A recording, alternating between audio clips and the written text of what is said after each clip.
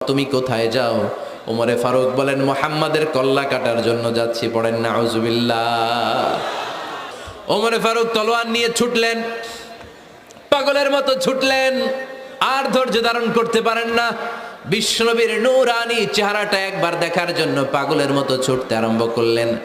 ওমরে ফারুককে দারুল আরকামের কাছে আসতে দেখে বিশ্বনবীর চাচা হামজা ইবনে আব্দুল মুত্তালিব এসে বলে, নবী তাড়াতাড়ি দারুল আরকামের ঘর থেকে আপনি পালিয়ে অন্য কোথাও চলে যান। ওই যে ওমর ইবনে খাত্তাব নাঙ্গা তলোয়ার নিয়ে আপনার উপর আক্রমণ করার জন্য ছুটে আসছে গো নবী।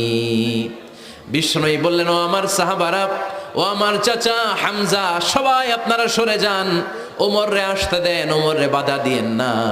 কারণ কিছুদিন আগে তাহাজ্জুদের নামাজ পড়ে আমি আল্লাহর কাছে একটা বিশেষ দোয়া করেছি, আমার মন বলছে ওই দোয়াটা আল্লাহ কবুল করতে শুরু করেছে। ওমরে ফারুক চলে আসলেন।